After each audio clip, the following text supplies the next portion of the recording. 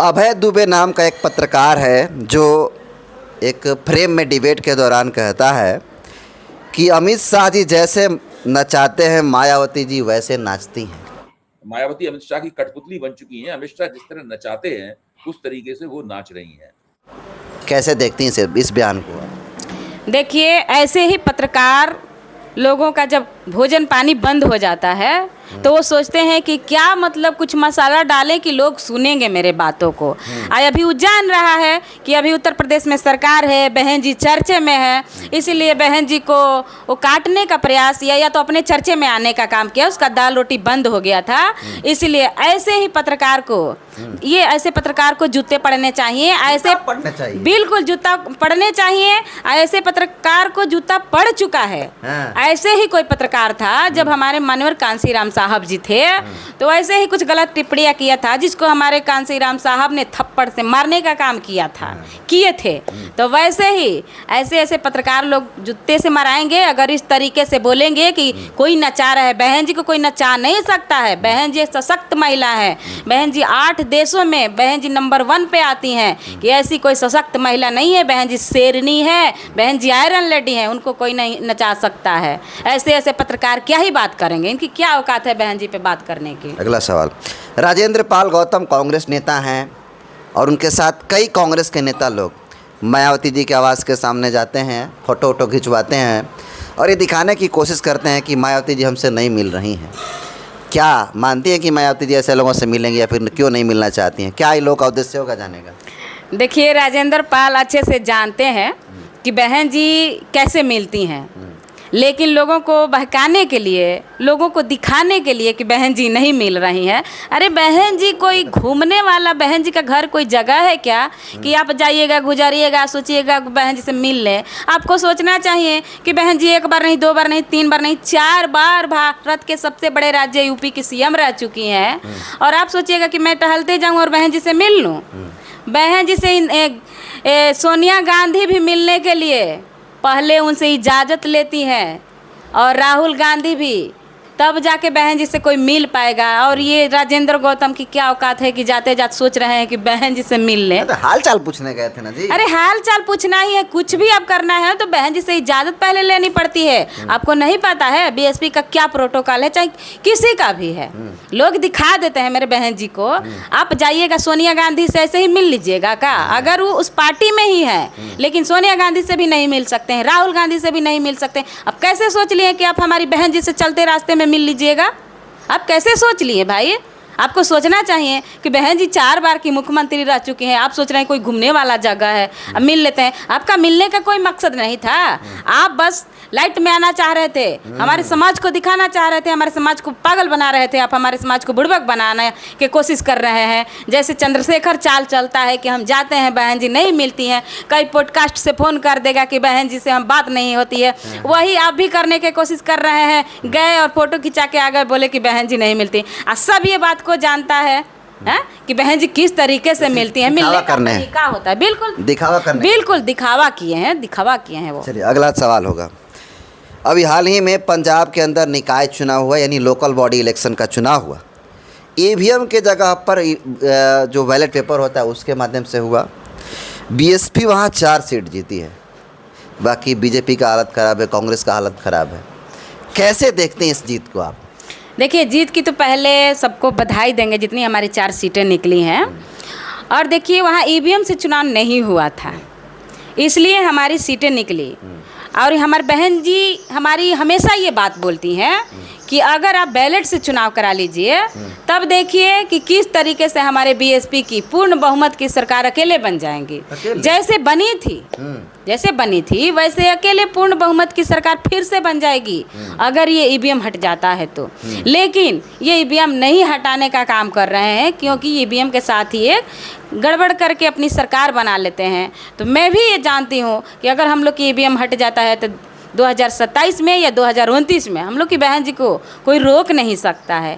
हमारे लोग तो बहुत एक्टिव हैं हमारी बहन जी के प्रति। हाँ, लेकिन वो ईवीएम वहाँ नहीं था, इसलिए वहाँ चुनाव जीत गए लोग। तो ऐसे ही अगर हमारे यहाँ भी चुनाव यूपी में भी हट जाता है ईवीएम तो बहन जी के सरकार बनने से कोई रोक नहीं सकता है, पक्का है। और वो भी पूरे पूर्ण बहुमत के साथ। अगर बैलेट पेपर से होगा? बिल्कुल, अगर बैलेट पेपर से होता है तो। और देश के प्रधानमंत्री भी 29 में बहन जी बन जाएंगी। लेकिन यही है, इसी के वजह से थोड़ा सा हम लोग ईवीएम के वजह से, हाँ, इसी के वजह से भी, ईवीएम के वजह से थोड़ा हम लोग कमज़ोर पड़ जाते हैं, वरना ये हट जाए तो बहन जी को कोई रोक ही नहीं सकता है। एक फोटो आपका वायरल हो रहा है जिसमें आप किसी के शादी में गई हैं और शादी के दौरान बसपा सुप्रीमो मायावती जी की तस्वीर को गिफ्ट कर रही हैं। भाई, शादी विवाह में मायावती जी का तस्वीर देने का क्या उद्देश्य है आपका? देखिए, हमारा उद्देश्य है कि बिहार में बीएसपी को और बहन जी को घर घर तक पहुंचा देना है। हम लोग कहीं मीटिंग करते हैं तो वहाँ 100, 200, 500 लोग इकट्ठे होते हैं, बहुत बातें करने पे मीटिंग होती है। अगर शादी में हमारे लोग 2, 4, 500 वैसे ही इकट्ठे हो जाते हैं लोग, तो ये भी एक बीएसपी का प्रचार करने का एक माध्यम है। और हमको लगा कि नहीं, हमको यहाँ भी 2 मिनट बात भी रखना चाहिए। मैंने बात भी रखा और मैं दूल्हे दुल्हन को अपने बीएसपी के मिशन मूवमेंट को सौंपा। हाँ, बिल्कुल, बोले कि ये शादी में ही प्रचार कर रही है। बिल्कुल हमने उनको बोला कि ये हमारी बहन जी का मिशन मूवमेंट है, आप लोग को भी बढ़ाना होगा। ये स्थिति जो आज आप लोग शादी ब्याह किए हैं, ये शादी ब्याह लड़कियों के लिए एक अलग सपना होता है, लड़कों के लिए, लेकिन हमारे समाज को इकट्ठा करने के लिए, हमारे समाज को शोषण से आगे लाने के लिए मान्यवर कांसीराम साहब जी ने अपनी नौकरी छोड़ दी। उन्होंने अपनी शादी ब्याह नहीं की, पूरे गांव-गांव, घर-घर घूमे, और वही काम हमारी कांसीराम साहब की शिष्या माननीय बहन कुमारी मायावती जी ने अपनी शादी ब्याह नहीं की, पूरे जीवन अपने वंचित रह गई, अपनी खुशियों को त्याग दी। तो इसीलिए मैंने उन लोग को याद दिलाया कि आप लोगों के लिए ये अच्छे से, आज इतने अच्छे से आप लोग शादी ब्याह कर रहे हैं, ये कहीं ना कहीं देन है हमारे बाबा साहेब के मिशन को आगे बढ़ाने के लिए, कांसीराम साहब और माननीय बहन कुमारी मायावती जी को। इसलिए हमने तस्वीर दिया। उस तस्वीर को देते टाइम वहाँ जितने भी बाराती के लोग थे, घराती के लोग थे, बहुत सारे लोग थे, उन्होंने देखा। मैं उन लोगों से अपील भी की कि आप लोग को ये मिशन भी मैं सौंप रही हूँ, आप लोग को ये मिशन भी बढ़ाना है और बहन कुमारी मायावती जी को देश का प्रधानमंत्री बनाना है, शासक बनाना है, तभी जाके हमारे समाज सही और सुरक्षित हो सकता है। इसलिए मैंने यही सोच करके तस्वीर दिया और लोगों ने बातों को समझा। और आगे से नेक्स्ट शादियों से बहुत सारे लोग बोले कि हम लोग भी बहन जी का तस्वीर दे करके, जैसे बाबा साहेब के तस्वीर दिया जाता है, तो बाबा साहेब के मिशन को कोई आगे बढ़ा रहा है तो उनका भी तस्वीर देना चाहिए, उनका भी पहचान होनी चाहिए। तो बहन जी का हमने तस्वीर दिया और लोग बोले कि हम लोग भी आगे ऐसे तस्वीर देंगे, और एक प्रचार का ये भी एक माध्यम रहा है। एक आखिरी सवाल लेना चाहेंगे। अभी हाल ही में तमिलनाडु चुनाव हुए जिसमें बिना किसी गठबंधन के टीवीके पार्टी के राष्ट्रीय अध्यक्ष विजय थालापति अकेले बिना किसी अलायंस के 108 सीट लाते हैं और 1-2 लोगों से सहयोग लेकर के मुख्यमंत्री बन जाते हैं। तमिलनाडु में विजय थालापति की जीत को और बिना किसी अलायंस के जीत हुआ है, बेहतरीन जीत हुआ है, कैसे देखते हैं? इस पर क्या है ओपिनियन आपका?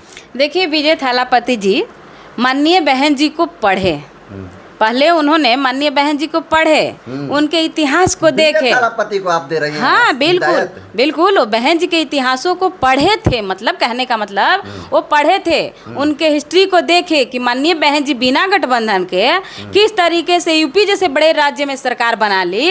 तो उन्होंने बहन जी के जितने भी काम किए हुए थे उस पर रिसर्च किए विजय थालापति जी, और रिसर्च करके उन्होंने भी प्रयास किया कि जैसे बहन जी बिना किसी गठबंधन के सरकार बना सकती है इतने बड़े राज्य में, तो मैं क्यों नहीं बना सकता।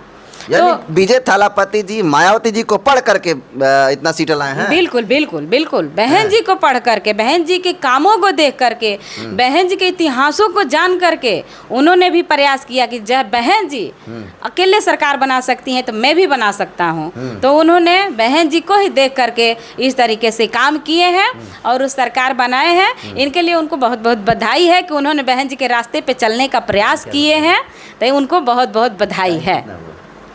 ये थी सुषमा कुमारी जो पटना हाई कोर्ट के वकील भी हैं, साथ ही साथ बीएसपी के पटना जोन प्रभारी भी हैं। इन्होंने तमाम कई बड़े मुद्दों पे बात की और अपना राय रखने का काम किया। इनकी राय को कैसे देखते हैं आप? अपना फीडबैक ज़रूर दीजिएगा। बहुत बहुत धन्यवाद।